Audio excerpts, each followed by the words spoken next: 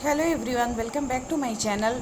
जो मुख्यमंत्री कन्या उत्थान योजना के अंतर्गत जो इंटर पास लड़कियों को जो अविवाहित है उनको प्रोत्साहन राशि मिलता है, उसके बारे में संपूर्ण जानकारी मैं आपको इस वीडियो में दूंगी कि कैसे क्या करना है ताकि जो 10,000 मिलता है प्रोत्साहन राशि वो आपको प्राप्त हो सके। तो आइए इस पूरे न्यूज़ को देखते हैं। शिक्षा विभाग आम सूचना। मुख्यमंत्री कन्या उत्थान योजना अंतर्गत मुख्यमंत्री बालिका इंटरमीडिएट प्रोत्साहन योजना से लाभान्वित होने के लिए बिहार विद्यालय परीक्षा समिति द्वारा आयोजित वार्षिक इंटरमीडिएट परीक्षा 2020 में उत्तीर्ण अविवाहित छात्राओं द्वारा एनआईसी के ऑनलाइन पोर्टल पर सूचनाओं को अंकित किए जाने के संबंध में एतद द्वारा सूचित किया जाता है कि उच्च शिक्षा की ओर प्रोत्साहित करने एवं छात्राओं को आत्मनिर्भर बनाकर समाज की मुख्य धारा में लाने के उद्देश्य से मुख्यमंत्री कन्या उत्थान योजना अंतर्गत मुख्यमंत्री बालिका इंटरमीडिएट प्रोत्साहन योजना के तहत बिहार विद्यालय परीक्षा समिति द्वारा आयोजित वार्षिक इंटरमीडिएट परीक्षा में उत्तीर्ण सभी कोटि की अविवाहित छात्राओं को प्रोत्साहन राशि के रूप में एक मुश्त 10,000 मात्र दिया जाना है। यह राशि सीधे पात्र लाभुकों के खाते में डीबीटी के माध्यम से अंतरित की जाएगी। तो जितने भी लड़कियां हैं जो इंटर पास की हैं उनको ये 10,000 की राशि जो है उनके खाते में भेजी जाएगी। इसके लिए सबसे पहले मतलब अविवाहित होना चाहिए, यह बहुत ज़्यादा ज़रूरी है। और यह जो 10,000 रुपये जाएंगे आपके खाते में वो डीबीटी के माध्यम से जाएंगे। अब जितना भी जैसे स्कूल में भी छात्रवृत्ति पोशाक ये सबकी राशि जो आती है वो डीबीटी के माध्यम से ही छात्रों के खाते में जाती है।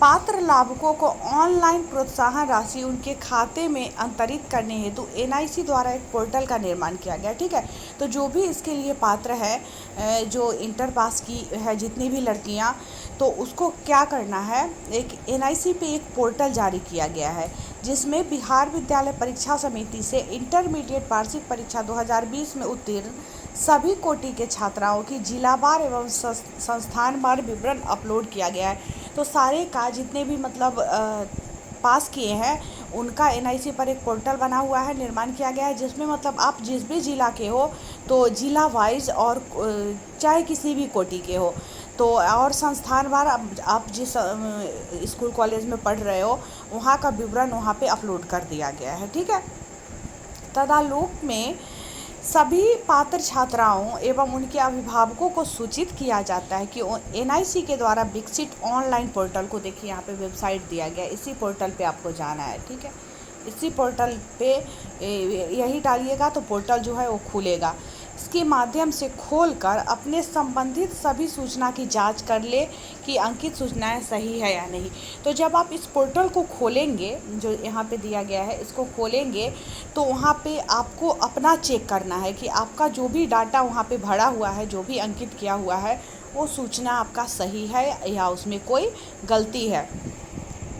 इसके अलावा उक्त पोर्टल में लॉगिन करने के पश्चात रिक्त कॉलम में वांछित सूचनाओं तथा अपना बैंक खाता नंबर, ठीक है, उसके बाद उस पोर्टल पे लॉगिन करना है। उसके पश्चात जो खाली कॉलम है, जो रिक्त कॉलम है, उसमें अपना मतलब बैंक खाता संख्या जो आपका अकाउंट नंबर है सो जिस शाखा में है उस शाखा का नाम और आईएफएससी कोड आपके बैंक का जो है उसको उसमें अंकित करना है।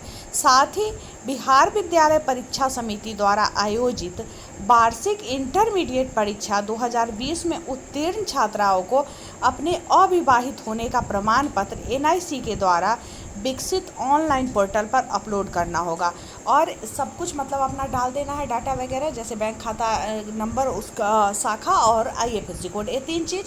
और एक आपको उसी पोर्टल पे एनआईसी का जो पोर्टल विकसित हुआ है उस पर आपको अपना अविवाहित होने का प्रमाण पत्र जो है वह भी देना है। किसी भी विवाहित लड़कियों को ये नहीं मिलेगा। ठीक है, इसके लिए अविवाहित होने का प्रमाण आपको देना होगा। एनआईसी के द्वारा विकसित ऑनलाइन पोर्टल को लॉगिन करने के लिए छात्रा लाभुक के पास संबंधित परीक्षा का पंजीयन संख्या के साथ जन्म तिथि, अथवा इंटरमीडिएट परीक्षा 2020 में हासिल किए गए कुल प्राप्तांक की आवश्यकता पड़ेगी। और देखिए वो जो पोर्टल बना हुआ है उस पर आपको जब लॉगिन करना होगा NIC पर, उसके लिए आपको ज़रूरत क्या चीज़ की होगी, तो जो पंजीयन संख्या आपका होगा, जो आप जिस समय रजिस्ट्रेशन करवाए होंगे तो आपको मिला होगा पंजीयन संख्या, और फिर या आपका जो डेट ऑफ बर्थ है, जन्मतिथि वो, और साथ ही जो इंटरमीडिएट परीक्षा में आप कितना अंक प्राप्त किए हैं वो अंक डालना होगा, उसकी आवश्यकता आपको पड़ेगी। ध्यान रहे कि बैंक खाता पात्र छात्रा के अपने नाम से ही खुला होना चाहिए। एक और चीज़, मतलब बहुत से बच्चे ऐसे होते हैं जैसे उनका अगर खुद का अकाउंट नंबर नहीं रहता है तो माता पिता का अकाउंट नंबर दे देते हैं, तो ऐसा कुछ नहीं करना है। इस बात का हमेशा ध्यान रखना है कि जो अकाउंट नंबर आप डाल रहे हो वो आपके खुद के ही नाम से खुला होना चाहिए, वो किसी और का अकाउंट नंबर आप नहीं डाल सकते हैं। और खाता किसी राष्ट्रीयकृत बैंक, मान्यता प्राप्त निजी बैंक अथवा इंडियन पोस्ट पेमेंट बैंक के बिहार में अवस्थित किसी शाखा में संचालित होना चाहिए। और जो बैंक आपका है वो बिहार का ही होना चाहिए। अगर वो प्राइवेट भी है, मतलब निजी बैंक भी है जो जिसको मान्यता प्राप्त है, और राष्ट्रीयकृत बैंक, साथ ही अगर आप जैसे पोस्ट ऑफिस वगैरह में भी अगर आपका खाता है तो लेकिन वह बिहार का ही होना चाहिए। जैसे बहुत से बच्चे यहाँ बिहार में अभी होंगे लेकिन वो कहीं और का उनका अकाउंट होगा, जैसे किसी और स्टेट में अपना, बहुत सारे लोग ऐसे हैं जिनके माता पिता कहीं और रहते हैं तो खुलवा देते हैं कहीं भी अकाउंट नंबर, तो अकाउंट नंबर कहीं का नहीं देना है, वह बिहार के ही किसी बैंक का होना चाहिए। अगर बाहर के बैंक का आप देते हैं तो फिर वो नहीं उससे हो पाएगा, ठीक है। इंटरनेट के माध्यम से सूचनाओं को अंकित किए जाने के क्रम में सोशल डिस्टेंसिंग का अनुपालन करने पर विशेष ध्यान दिया जाए। प्रयास किया जाए कि सूचनाओं को अंकित किए जाने का कार्य निजी अथवा घरेलू मोबाइल, लैपटॉप, कंप्यूटर आदि के माध्यम से ही किया जाए। ऐसा इसलिए करना है क्योंकि कोरोना वायरस देख रहे हो कितना अधिक इसके कारण मतलब अभी परेशानी बढ़ी हुई है, और इसमें सोशल डिस्टेंसिंग का सबसे ज़्यादा ख्याल रखना होता है, क्योंकि अगर आप सोशल डिस्टेंसिंग का पालन नहीं करेंगे तो संक्रमित होने का भय बहुत अधिक हो जाता है। तो इसलिए बताया जा रहा है कि या तो मतलब अपने घर में ही लैपटॉप हो, कंप्यूटर हो या मोबाइल के माध्यम से आप करेंगे तो ज़्यादा सही रहेगा। और अगर आपको कुछ भी करने में यहाँ पे परेशानी हो रही है, मुश्किल हो रही है, तो यहाँ पे कुछ नंबर भी जारी किया गया है जो तकनीकी सहायता आपको प्राप्त करना है। किसी भी प्रकार की तकनीकी सहायता के लिए मोबाइल नंबर यहाँ पे 1 2 3 मोबाइल नंबर यहाँ दिया गया है, और ईमेल आईडी भी यहाँ पे है।